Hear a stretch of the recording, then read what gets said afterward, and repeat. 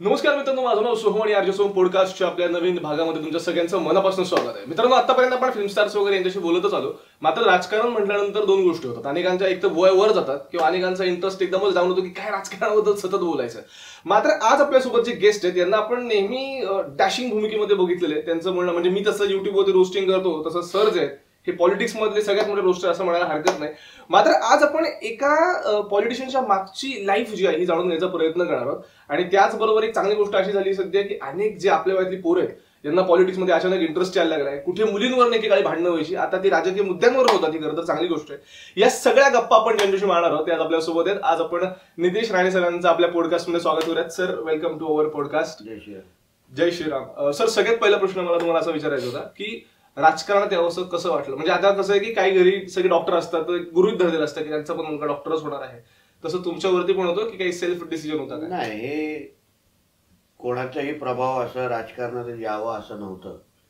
वडील पहिल्यापासून राजकारणामध्ये होते आणि मी स्वतः MBAचं शिक्षण घेत होतो आणि कुठेही राजकारणातच यावं असं काय उद्दिष्ट नव्हतं. पण राजकारण एक असं क्षेत्र आहे त्याच्यामध्ये तुम्हाला अगर समाजामध्ये काहीतरी बदल घडवायचा असेल, समाजामध्ये जे चाललंय त्याच्याबद्दल मनापासून अगर चीर निर्माण होत असेल तर तुम्ही राजकारणामध्ये, समाजकारणामध्ये स्वतःहूनच येतात.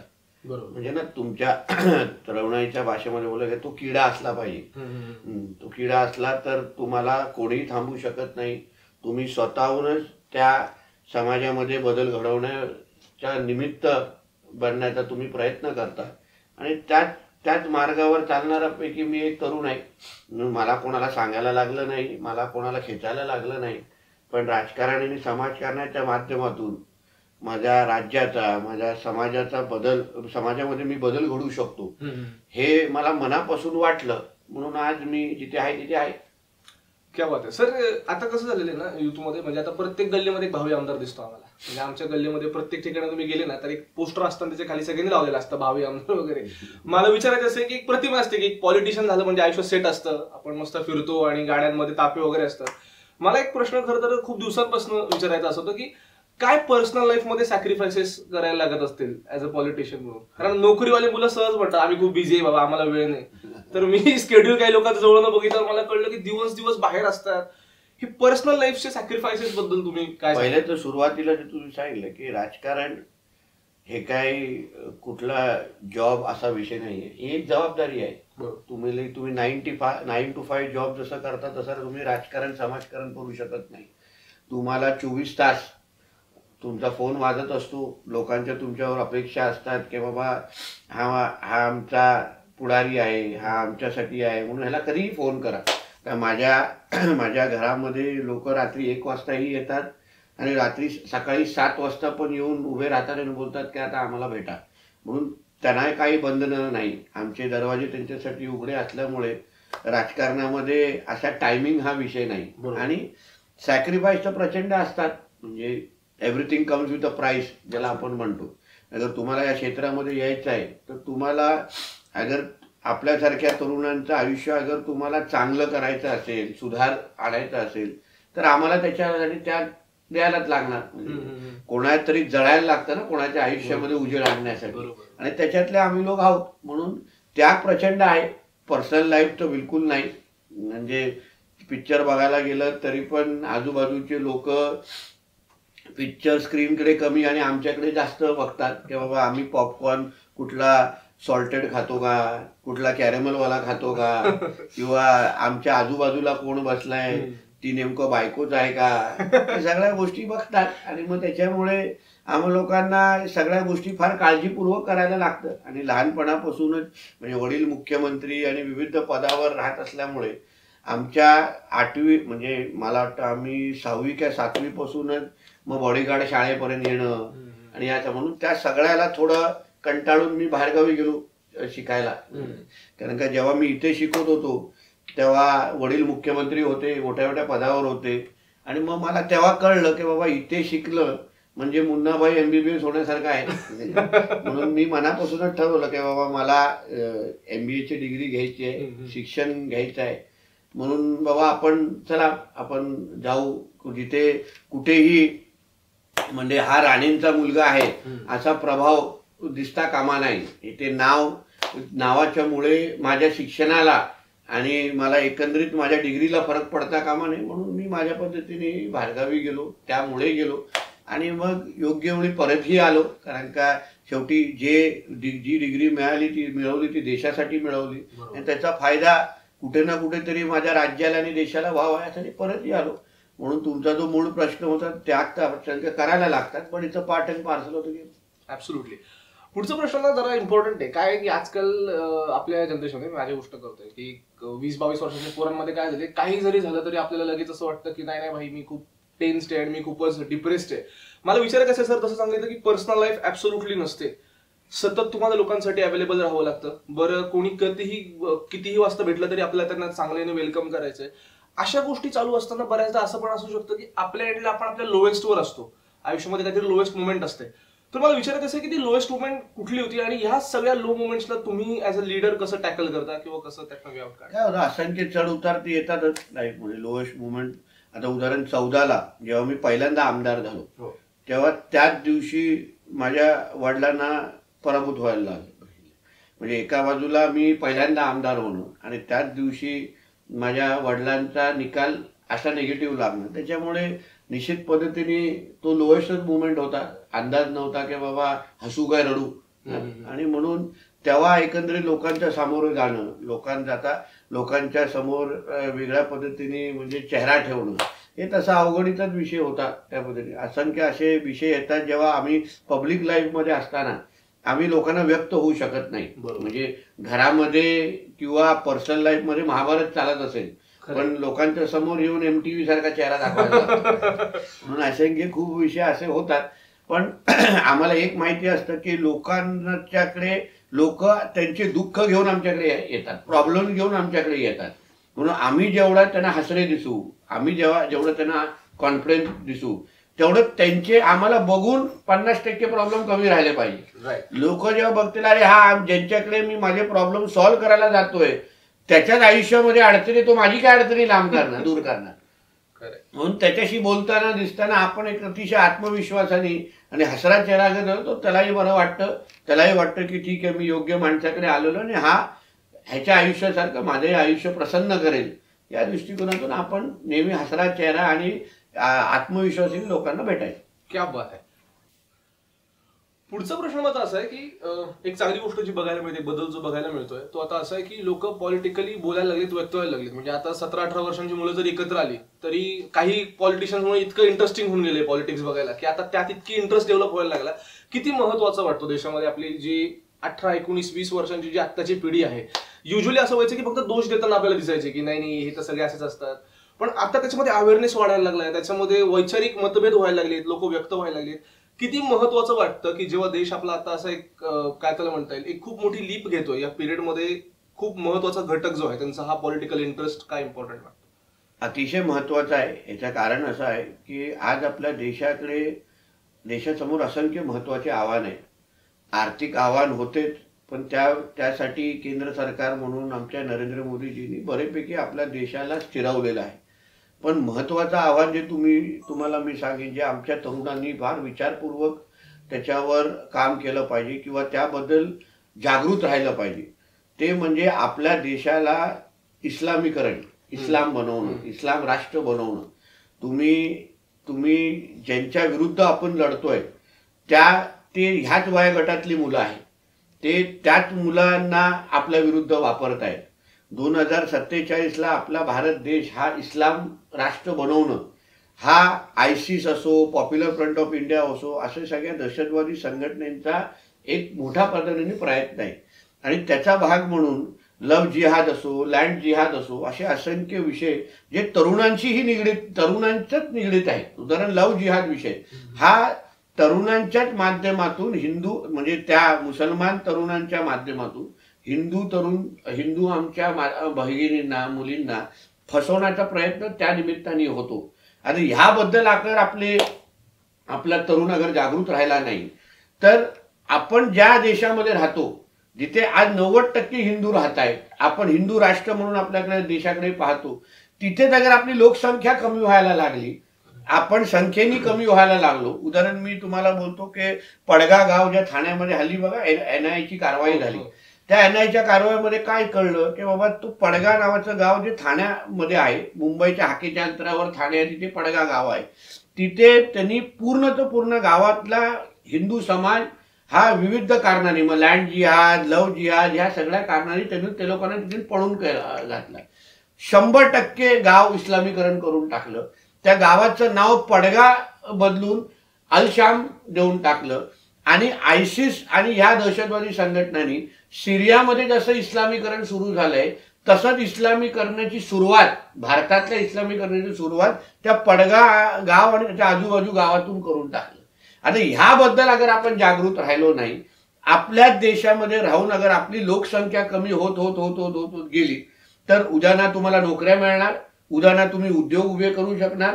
कारण का सगळ्यात तुम्ही क्षेत्रामध्ये अगर आपल्या लोकसंख्ये कमी करून अगर ह्यांचे जिहाद्यांचं किंवा त्या धर्माच्या अगर लोकसंख्या वाढायला लागली, त्यांच्यासाठी ऑपॉर्च्युनिटीज वाढायला लागली, तर आपण संख्येनेच कमी झालेलो आहे. बरोबर. आपणच अगर आपला देश सोडायला लागलो, आपणच अगर आपला जिल्हा सोडायला लागलो, आपलं घर सोडायला लागलो, तर मग आपल्याला संधी कुठे मिळणार. म्हणून ह्याबद्दल आमच्या देशातल्या तरुणांनी निश्चित पद्धतीने जागृत राहिलंच पाहिजे. कारण का हा देश हा आपल्या तरुणांचा देश आहे. अन्य देशांच्या तुलनेमध्ये ज्यांच्यावर आपण महासत्ता म्हणून स्पर्धा करतोय त्या देशांच्या तुलनेमध्ये आपला सर्वात तरुण देश म्हणून भारताकडे बघितलं जातं. म्हणजे चायनासारख्या देशामध्ये जिथे आता तरुणांची संख्या कमी होत चालली, जी त्यांच्यासाठी चिंतेची विषय आहे, त्याच समोर आपल्या भारत देशामध्ये तरुणांची संख्या वाढत चाललेली आहे. म्हणून या तरुणांच्या संख्येमध्ये हिंदू तरुणांची संख्या वाढली पाहिजे, संधी आपल्याला उपलब्ध झाली पाहिजे. कारण आपण जेव्हा पाकिस्तानमध्ये पाऊल टाकू, आपण सिरियामध्ये पाऊल टाकू, आपण इजिप्त, जिथे जिथे इस्लाम राष्ट्र तिथे पाऊल टाकू, तिथे आपल्याला नोकऱ्या देत नाहीत, मिळणार नाहीत. जे अल्पसंख्या जो पाकिस्तानमध्ये आहे त्यांना अक्षरशः मारून टाकलं जातं, धर्मांतर केलं जातं, विविध गोष्टी, त्यांना तिथे संधी भेटत नाही. पण इकडचा जो अल्पसंख्या समाज आहे देशातला, तो बहुसंख्य म्हणजे मेजॉरिटी व्हायला, मायनॉरिटीवरून मेजॉरिटी व्हायला प्रयत्न करतोय. म्हणून आपला असलेला जो मेजॉरिटी समाज आहे, हिंदू समाज आहे, त्यांनी जागृत राहिलं पाहिजे. प्रामुख्याने 18 ते 25 मधल्या तरुणांनी आपल्या आजूबाजूला काय चाललंय, तुम्ही सोशल मीडियामध्ये वावरत असताना तुम्ही त्यांच्याकडे पाहिलं पाहिजे. आज जो काही त्या धर्माचा जो तरुण आहे तो मोबाईलचा वापर, सोशल मीडियाचा वापर, ह्या विविध युट्यूबचा वापर, गुगलचा वापर हा त्यांच्या धर्मासाठी जास्त वापरतो. पण आपण विविध इंस्टाग्रामसाठी वापरणार, ते वापरण्यामध्ये काय नाही. पण आपण जागृत राहिलो नाही तर आज हिंदू म्हणून आपण आपल्या देशामध्ये किती काळ आपण बहुसंख्य किंवा मेजॉरिटीमध्ये राहू, हा एक फार मोठा प्रश्नचिन्ह आला. मी कालच एका अमेरिकन तज्ज्ञाचा, एक्सपर्टचा एक इंटरव्ह्यू पाहिला. त्यांनी काय सांगितलं, अमेरिका आजच्या स्टेजवर जिथे उभा आहे अशाच पद्धतीने अगर तो जात राहिला तर पुढच्या 30 वर्षामध्ये अमेरिका देश, पुढच्या 30 वर्षामध्ये अमेरिका हा एक इस्लाम राष्ट्र होऊन जाईल, युनायटेड स्टेट्स ऑफ अमेरिका. याचं कारण असं आहे, आता त्यांच्या इथे ख्रिश्चॅनिटी मुख्य धर्म आहे. ख्रिश्चॅनिटीमध्ये 1-2 मुलापर्यंत, मॅक्सिमम 2, पण साधारण एकच मुला, त्यांच्याकडे फॅमिली कल्चरच नाहीये. पण त्याच समोर जे मुसलमान धर्मीय लोक आहेत ते लोक 8 मुलं 10 मुलं, त्याच्याने ते लोकसंख्या आपली वाढवत चाललेली आहे. आणि त्याच्यामुळे 30 वर्षानंतर अमेरिका हा इस्लाम राष्ट्र होऊ शकतो अशा मार्गावर आहे. तेच तुम्ही युरोप बघा काय चाललंय, युरोप जे जळतोय ते ह्याच्यामुळेच जळतोय. म्हणून ती अवस्था आपल्या देशाची होता कामा नये, यासाठी आमच्या देशातल्या तरुणांनी जागृत राहिलंच पाहिजे. तुम्ही तुमचं जे काय व्यवसाय करा, तुमचं काम करा, पैसे कमवा, पण 24 तास हिंदू म्हणून जागृत राहा, एवढं आव्हान आपल्याही निमित्ताने मी माझ्या तरुण मित्रांना करेन. तर हिंदू आणि हिंदुत्व हा विषय निघालाच आहे. आता काय झालंय की कन्फ्युजन तरुणांकडे असं आहे की आजकाल खूप वेगवेगळेच व्हर्जन यायला लागलेत. एक गटाचं म्हणणं आहे की आमचं हिंदुत्व असं आहे, एक गटाचं असं म्हणणं आहे की आमचं हिंदुत्व असं आहे. मग एक 18-19 वर्षाच्या पोराला कळतच नाही की नेमकं कोणाचं काय तर कोणाचं काय. तर मला तुम्हाला विचारायचं असं आहे की आता बिकॉज तुम्ही प्रामुख्याने हा स्टान्स घेता आणि तुमचे विचार मला जाणून घ्यायचे की अकॉर्डिंग टू यू एक्झॅक्टली हिंदुत्वाला कसं डिफाईन करता येईल, किंवा एक व्यक्ती हिंदुत्ववादी आहे म्हणजे एक्झॅक्टली त्याचे काय ऍट्रिब्यूट्स असतात? बघा, हिंदुत्वाला आजच्या जमान्यामध्ये म्हणजे आजूबाजूचे आपण पाहतोय, आपल्या कन्व्हिनियन्स प्रमाणे हिंदुत्वाचं डेफिनेशन देण्याचा प्रयत्न होता. आता काही दिवसा अगोदर जे आमचे मुंबराचे जितुद्दीन आहेत, त्यांनी प्रभू राम यांच्याबद्दल एक आक्षेपार्ह कुठून ना कुठून तरी काय त्यांच्या डोक्यात आलं, कुठून त्यांनी रिसर्च केलं ते त्यांनाच माहिती आहे, कुठल्या धुतकीत केलं हेही त्यांनाच माहिती आहे. आणि मग त्यांनी प्रभू राम मांसाहारी होते असं त्यांनी वक्तव्य केलं. हे काय करतात, हे या जिहाद्यांचा अजेंडा त्यांच्या माध्यमातून चालवतात. आपण ज्या देवी देवतांना मानतो ते हिंदू म्हणून आपल्याला जे आपले संस्कार असेल, जे धर्मामध्ये आपल्याला लिहिलेलं आहे, जे शास्त्रांमध्ये लिहिलेलं आहे, ते त्या मार्गावर अगर आपण चाललो ना तर आपल्याला हिंदुत्व काय आहे हे विचारण्याची वेळच येणार नाही. आपल्याला आपल्या धर्माचं विश्लेषण करायला लागतं. आपला धर्म म्हणजे काय हे विचारायला लागतं. इथेच आपण कमी पडतो असं मानणारा मी आहे. कुठलाही मुसलमान तरुणाला, कुठलाही ख्रिश्चन तरुणाला तुम्हाला हे विचारायला लागणार नाही की बाबा इस्लाम म्हणजे काय. तो उलट तुम्हाला 4 प्रश्न विचारून तुम्हाला जाईल की बाबा आतापर्यंत तुला का माहित नाही.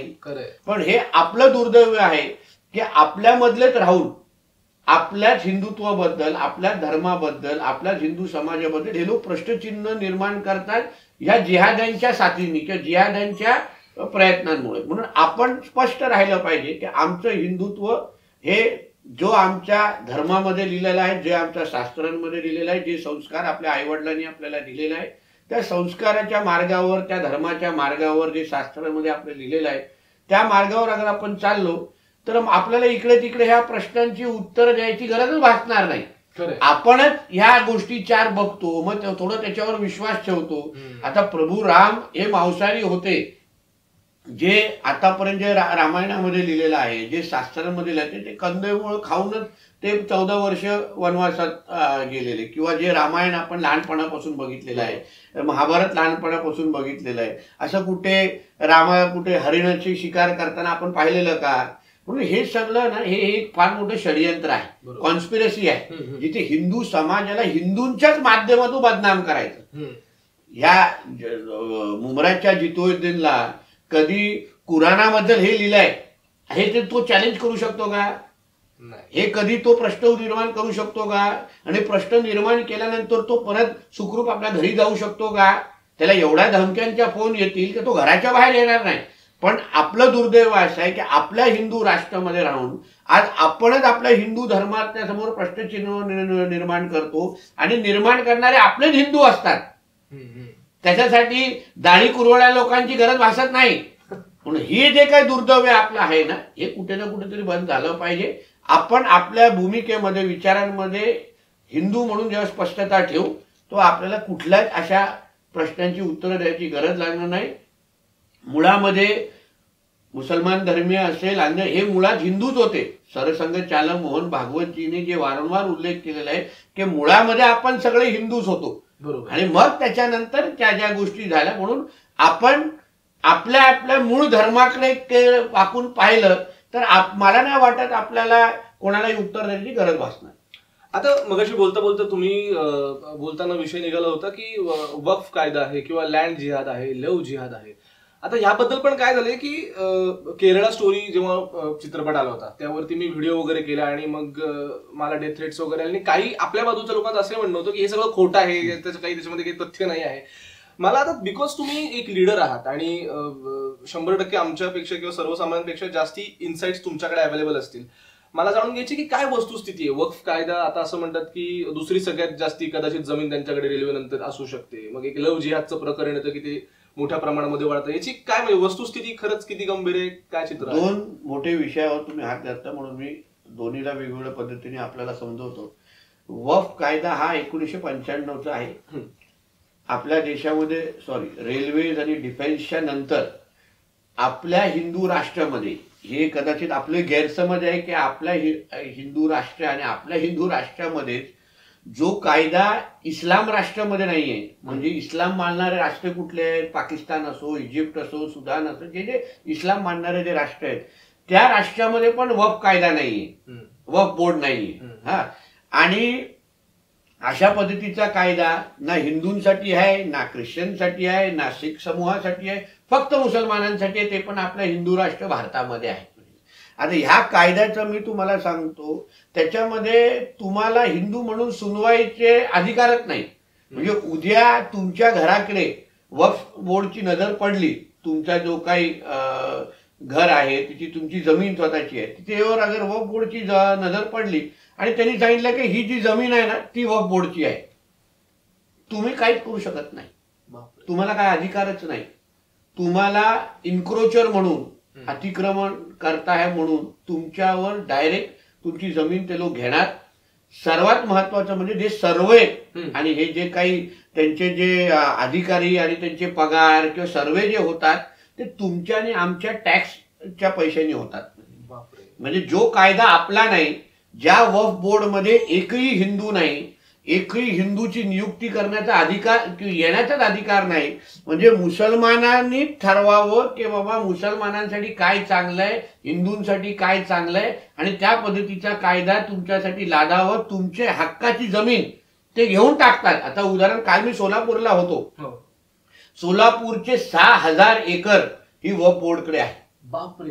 दिल्ली, न्यू दिल्ली ज्याला आपण म्हणतो ना, 77% 77% जमीन ही वक्फ बोर्डची आहे. बापरे. 77%. म्हणजे विचार करा, डिफेन्स आणि रेल्वेच्या नंतर आपल्या हिंदू राष्ट्रामध्ये सर्वात मोठा जमिनीचा मालक हा वक्फ बोर्ड आहे. आणि ह्या कायद्याकडे आपण कुठलंही, आपल्याकडे सुनवाई नाही काय, आपण त्यांच्याशी बोल, त्यांचा वेगळा कोर्ट आहे. त्या कोर्टामध्ये मुस्लिम धर्मीय त्यांचे जज असतात, वकील पण मुस्लिम धर्मीय असतात, आणि आपण नुसतं फक्त तिथे गुन्हेगार सारखं, म्हणजे जमीन माझ्या वडिलांची, जमीन माझ्या कुटुंबाची, पण मला तिथे गुन्हेगार म्हणून उभं करतात आणि मला सांगते की तुझी जमीन आमची आहे, तुझं आतापासून तुझं काय नाही. बापरे. म्हणून ह्या गोष्टी, या एक सुदैवाने काय झालं आपल्या देशामध्ये 2014 नंतर सगळ्या हिंदूंसाठी, हे आम्ही भारतीय जनता पक्षाचा कार्यकर्ता आहे म्हणून म्हणत नाही, पण सुदैवाने आपल्या देशामध्ये नरेंद्र मोदीजींसारखा एक प्रखर हिंदुत्ववादी आणि एक भक्कम नेतृत्व आपल्याकडे लाभलं असल्यामुळे असंख्य जे ऐतिहासिक निर्णय ज्या गेल्या 10 वर्षामध्ये घेतले गेले, ट्रिपल तलाकचा असो, 370चा असो, राम मंदिर निर्माणाचा असो, आणि त्याचबरोबर आता वक्फ बोर्डची जमीन, कारण का हे सगळं पाप हे काँग्रेसचं आहे. मग इंदिरा गांधी असतील, राजीव गांधी असतील, किंवा 2014च्या अगोदर असलेले युपीएचं सरकार असेल, त्या लोकांनी ह्या दाढी कुरवणाऱ्या लोकांची लाड करण्याच्या निमित्ताने त्या लोकांना सगळ्या आपल्या हक्काचे देशातल्या जमीन देऊन टाकलेल्या आहेत. आणि आपल्याला विचारलं पण नाही की, आणि त्यांना असं वाटतं की बाबा हे 15% 10% आम्हाला मतदान करतील म्हणून 90% 80-85% लोकांवर अन्याय करा, ही त्यांची मानसिकता असल्यामुळे आज आपल्याला वक्फ बोर्ड सारखा हा त्रास आपल्या नजरेसमोर आहे. पण एक चांगली बाब अशी आहे की वक्फ बोर्डचा हा कायदा हा आता ह्याचा म्हणजे त्याच्या बोलतो टाइम बॉम्बवर बसलेला आहे. लवकरच केंद्र सरकार वक्फ बोर्डचा कायदा हटवेल असं आमच्या सगळ्यांची अपेक्षा, आणि त्या दिशेने कारवाई आणि मार्गावर ते लोक चाललेले आहेत. आणि लवकरच वक्फ बोर्डचा कायदा आपल्या देशामध्ये राहणार नाही, आपल्याला आपल्या हक्काची जमिनी परत भेटतील असं त्या म्हणजे एक सकारात्मक पॉझिटिव्ह चित्र आता निर्माण झालेलं आहे. फक्त हे सगळ्या गोष्टी होत असताना आपण स्पष्ट एक गोष्टी समजल्या पाहिजे, जे आपले व्ह्युअर्स आहेत, आपल्या ऑडियन्स आहेत, की आपल्या देशामध्ये डॉक्टर बाबासाहेब आंबेडकरांचं संविधान कॉन्स्टिट्यूशन चालतं. त्या कॉन्स्टिट्यूशन मध्ये आपल्या प्रत्येकाला आपल्या हक्काची जमीन, कुठे खावं, कुठे राहावं, या सगळ्याचे अधिकार आपल्या संविधानाने, भारतीय संविधानाने आपल्याला दिलेले आहे. हे लोक शरिया कायदा मानतात. हे जे काही जिहादी आणि हे वक्फ बोर्ड चालवणारे लोक आहेत, हे लोक शरिया कायदा मानतात. आपल्या देशामध्ये शरिया कायदा नाहीये. आपल्या देशामध्ये डॉक्टर बाबासाहेब आंबेडकरांचं संविधान आहे. संविधानामध्ये अगर आपल्याला तो अधिकार दिलेला आहे ना, तर कोणाच्या बापानी पण आपल्या आडवे येऊ नये अशी भूमिका प्रत्येक हिंदूंनी घेतली पाहिजे. समजलं? काय होतं, ते लोक येऊन आपल्यावर जेव्हा दमदाटी करतात, आपल्याला धाक दाखवतात, तेव्हा आपण घाबरून गप्प बसतो आणि इथेच आपण चुकतो. म्हणून ह्या त्या वेळी अगर आपण आवाज उचलला, हिंदू समाज म्हणून अगर आपण उभे राहिलो, तर मला विश्वास आहे वक्फ बोर्डची ही दादागिरी जास्त वेळ चालणार नाही. दुसरा मुद्दा जो तुम्ही लव जिहादचा बोललेला आहे, लव जिहाद हे आंतरराष्ट्रीय षडयंत्र आहे. आता ती जे काय कुठला चित्रपट बोलला तुम्ही, केरला स्टोरी. केरला स्टोरीच्या निमित्ताने तो एक ट्रेलर दाखवलेला आहे. मी स्वतः नितेश राणे म्हणून स्वतः असंख्य आमच्या भगिनींच्या सोडवण्याच्या हिंदुत्वादी संघटनेबरोबर असलेला भाग राहिलेलो आहे. म्हणजे त्या मुलींना सुखरूप घरी पोहोचवण्यासाठी आणण्यासाठी जी प्रक्रिया आहे त्या प्रक्रियेत मी स्वतः भाग राहिलेलो आहे. मी असंख्य त्या मुलींशी बोललेलो आहे. तिच्या आई वडिलांशी मी संवाद साधलेला आहे. म्हणजे जे जे बोलतात की हे केरला स्टोरी फेक आहे, केरला स्टोरी असं होतच नाही, त्यांच्या घरात जेव्हा ही घटना घडेल ना, तर ही घटना ह्या जिहाद्यांची नजर लव जिहादच्या निमित्ताने कुठल्या आमच्या हिंदू वाहिनीवर पडेल. हे असं काही लिहिलेलं नाहीये. ते श्रीमंतांच्या पण घरी टार्गेट करतात, ते गरीबाला पण टार्गेट करतात. साधारण त्यांची प्रयत्न काय असतो, ज्या मुलींना वडील नाहीत त्या मुलींना टार्गेट कारण का त्यांना आसरा नसतो, त्या लगेच कन्व्हिन्स होतात. असेही काही त्यांची एवढी मोठी ताकद त्या जिहाद्यांच्या मागे असतात, मुलांच्या मागे असायचं. ते स्वतःला आमिर खान, शाहरुख खान सारखे प्रेझेंट करणार.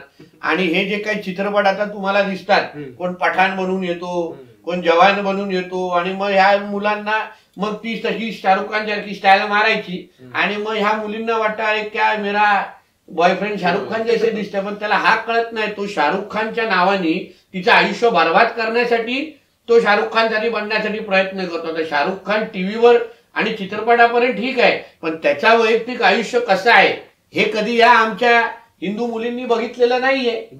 म्हणून आणि ह्यांना ज्या पद्धतीने ताकद दिली जाते ह्या मुलांना, म्हणजे मी तुम्हाला सांगतो, अगर श्रीमंत मुलगी असेल तर ती काय आता साध्या मारुतीमध्ये फिरणार नाही, ती काय इंडिकामध्ये फिरणार नाही. मग तिला फिरवण्यासाठी BMW तिला उपलब्ध केलेली जाते, जेणेकरून हा माझ्या स्टेटसचा मुलगा आहे म्हणून त्याला तो BMW घेऊन येतो म्हणजे मी तिच्यावर फिरू शकते. अशा पद्धतीचे पण बॅकअप. मग त्याच्या खिशामध्ये 5 लाख, खिशामध्ये खर्चा म्हणजे हातामध्ये रोलेक्स, दिसण्यामध्ये तो एकदम 5 स्टार मध्ये जाणार. यासाठी लागणारा जो पैशाचा बॅकअप आहे हे पुरवण्यासाठी जिल्हानिहाय आणि एरियानिहाय माणसं नेमलेले, आणि तो पैसा बाहेरून येतोय. मी तुम्हाला सांगतो. आणि म्हणून हे फार मोठं षडयंत्र. हे जेवढं दिसतं तेवढा छोटा विषय नाहीये. म्हणून मी जेव्हा काही लोक जेव्हा बोलतात अरे काय हे लव जिहाद, तो हिरो आमचा साप वळवळतो ना अबू आझमी नावाचा, तो आमच्या विधानसभेत बोलला अरे लव जिहाद का विषय आहे नाही. स्वतःच्या घरात झालं असतं ना बडबडला नसता तेवढा असं आहे. पण आम्हाला माहिती आहे लव जिहादच्या नावाने आम्ही त्या आई वडिलांचे म्हणजे ते एवढे बिचारे म्हणजे हतबल होऊन जातात. आता मी वर्ध्याची एक वर्ध्याबद्दल आम्ही त्याच्यावर काम करतोय. डिसेंबरमध्ये मला माहिती आली तर त्या मुलांनी प्रेम प्रकरण म्हणून ती आता थोडी मेजर मुलगी होती, 18+ होती. 18+ जेव्हा मुलगी असते तेव्हा आम्ही थोडं का कमी पडतो, कारण का तिला तिचे अधिकार असतात. पण त्या मुलीने त्या मुलाबरोबर प्रेम केलं. ते लोक प्रेम प्रकरण म्हणून तिच्या आई वडिलांना सांगितलं आणि ते लोक पळून गेले.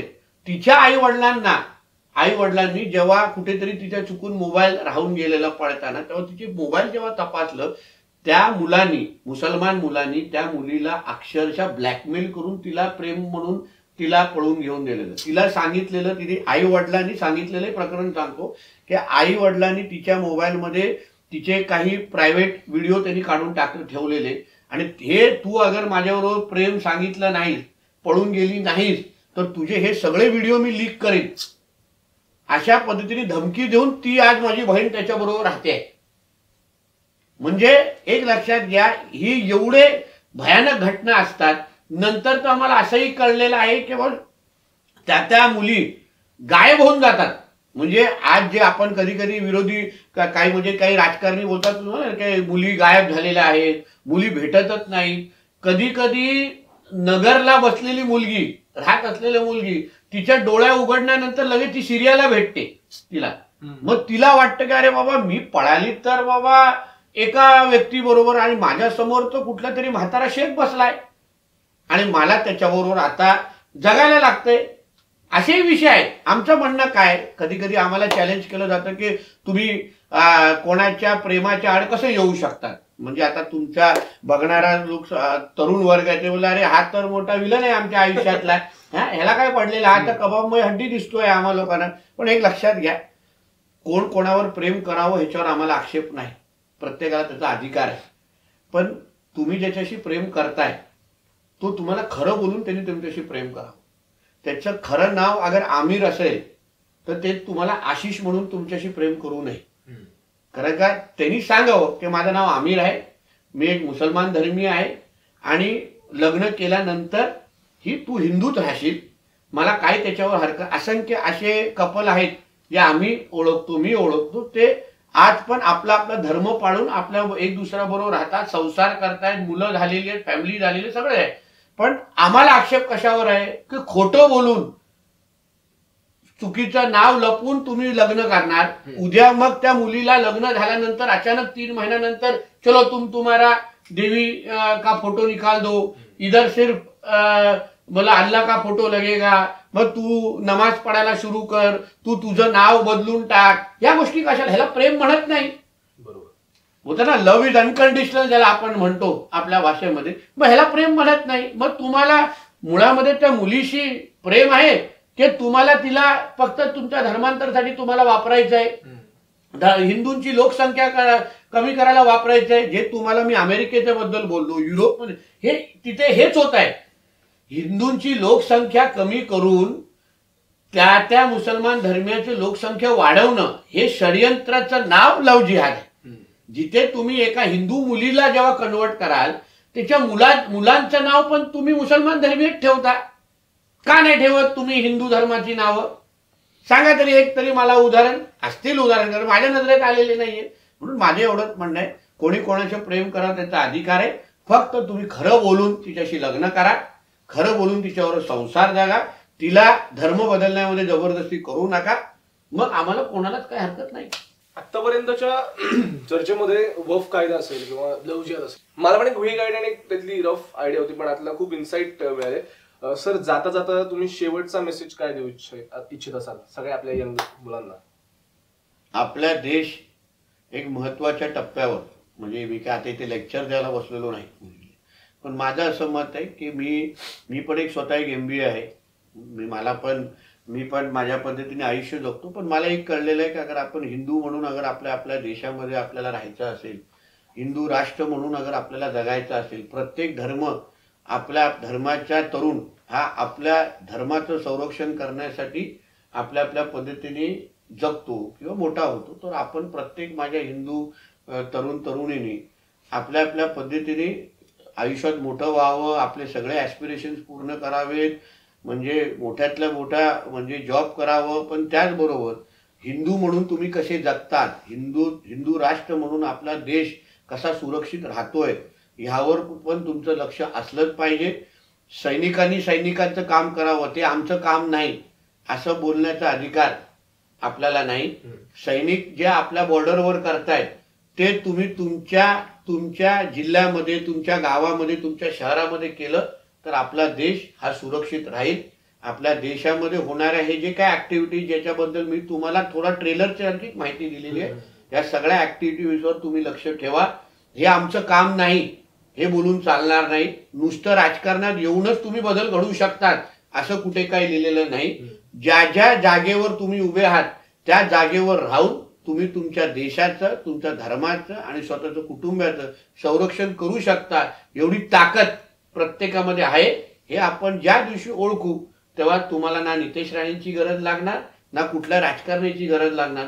तुम्ही तुमचा देश वाचवू शकता एवढी ताकद आपल्या प्रत्येकामध्ये आहे. क्या बात आहे. Thank you so much Nitesh sir, तुम्ही तुमचा महत्वाचा वेळ दिला, जय श्रीराम, गप्पा मारल्या. तुम्हाला कसं वाटलंय कमेंटमध्ये सांगायला विसरू नका. भेटूयात पुढच्या भागामध्ये. तोपर्यंत जय श्रीराम.